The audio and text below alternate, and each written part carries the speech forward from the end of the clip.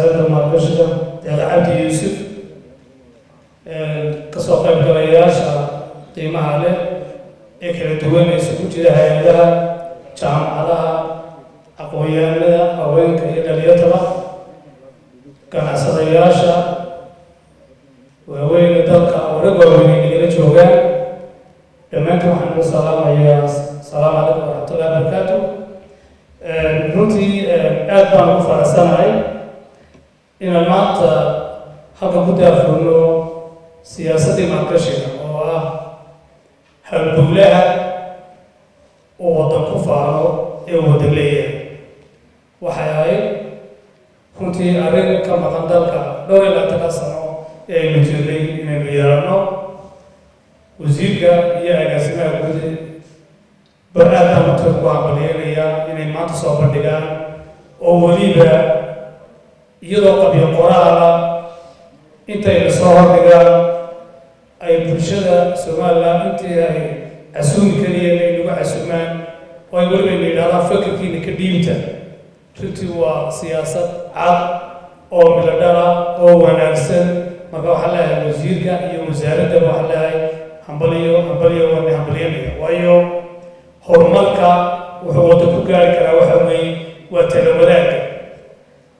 haddii siyaasadda maalgashiga iyadoo qoraala lasoo bandhigo golaha wasiirada la keeno la ansixiyo baarlamaanka la geeyo dabeedna baarlamaanku sii ansixiyo hadhow markay kugu soo baxdo haddii aad wax badan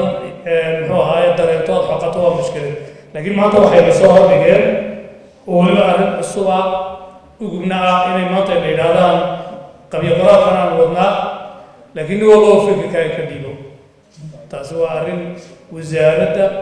iyo tiimka wasiirku hogaaminaya asbaab gudbaa runtii aan leeyahay waad ku mahadsantihiin mar labaad iyo mar saddexaad.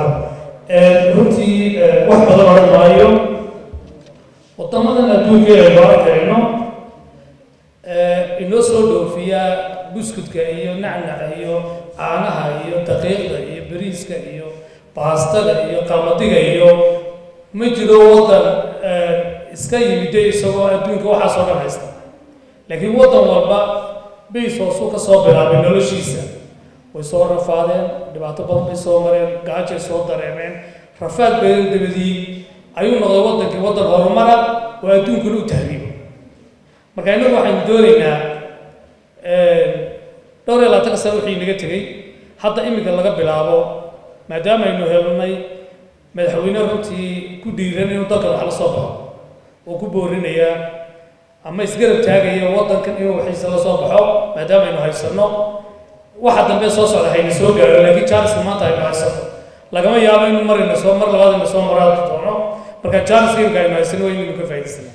sidee baynu uga faa'iidaysanaa? waxaynu uga faa'iidaysanaa waa inaynu dalkeenna maalgashanno. runtii waxaynu u baahannahay inaynu maalgashanno beeraha, inaynu maalgashanno xoolaha,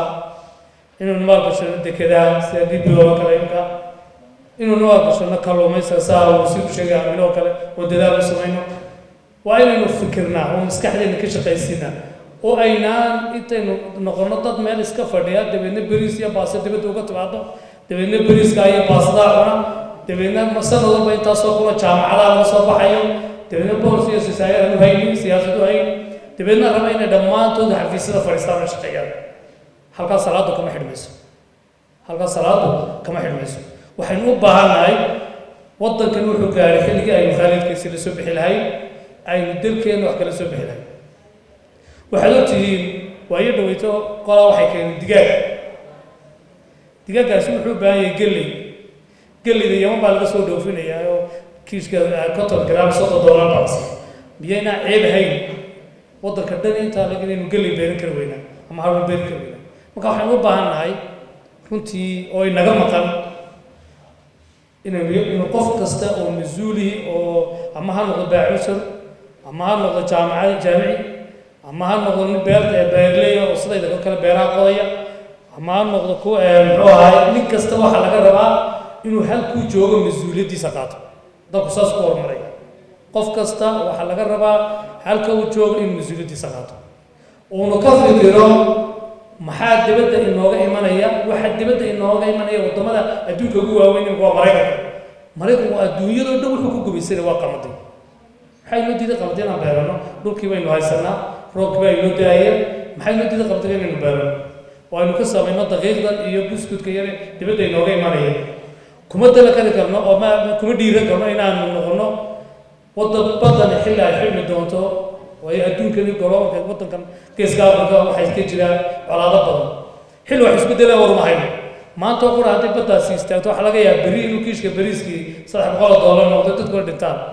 marka waxaynu u baahanay inaan dadkeena ku tarbeedayno oo baaximsadkooduna aaminaan inay dalka wax kala soo baxaan nin walba wuxuu dhisanayaa guri 4 dabaq ama 5 dabaq waxaa ka qiimo badan 2 daaq oo gelaya ama haruuro oo dadkaaga soo saarto inaad ku fikirto waxaan ka codsanayaa tijaarta oo runtii rag badan maanta halkay nala joogaan waa inaan hantideena gelinaa intaan guryaha ka dayno waa inaan dhulka gelinaa taasuma ku horumari karnaa taasaan kaga bixi karnaa shaqo la'aanta sixir bararka doolarka degila waxaan ku xisaabtanaynaa sidee baynu doolarka qiimihiisa hoos uma dhigi karna doolarka qiimihiisa hoos haddaynan dalkeenna wax kala soo bixin oo waxa dalkeenna ka soo baxa aynaan isticmaalin doolarka hoos uma dhigi karna bointiga runtii waa raacay inaan been sheegin waxa weeyaan ilaa inagu cuntadeena aan la soo baxno oo aan dalkeenna wax kala soo baxno doolarku ma degayo shaqo la'aanta kama baxayno xanuunkan iyo dhibaatada dalka haysta ee xabeedada ku dhacay kama baxayno waxaasoo dhan waxay noogu wacaan wax dibadda ka imanaya khudaarta Itoobiya ka imanaysa yaa uga caafimaadkeeda biyaha la waraabiyo yaa garanaya waxyaabaha lagu bacrimiyo ama waxbay ka soo baxo yaa xabadda waagidooda waxaa tijaabinaya inuu xabad tamaada oo dalka ka soo goday iyo xabad tamaada oo dibadda laga keenay dibadna ceedda guriga idaaradiisa dhigay ta waddanka dibaddiisa ka imanaysaa daqiiqad dibad biyay noqonaysaa oo dusha biyaha ka imanaya ta dalkuna sidaa ay tahay oo waleysa marka waa inaynu fikirnaa waa inaynu ka fikirnaa sidaynu dalkeenna wax ula soo bixi lahay iyo aynaan ka fikirin inaynu dibadda wax ka soo waarino waxaa dibaddu inama anfacay aad iyo aad baad u mahadsantihiin aqoon-yahanada iyo wasaaradda tiimka wasaaradda maalgashiga ee runtii wasiirkiina maanta inaga maqan yahay waxaan aad iyo aad u boorinayaa runtii siyaasadda cad ee maalgashiga ee maanta ina soo dhigay aniga wasaaradda beeraha aad baan ugu faraxsanahay aad baan u taageersanahay waxaana jecelahay inaynu dalkeena wax kala soo baxno asalaamu calaykum waraxmatullahi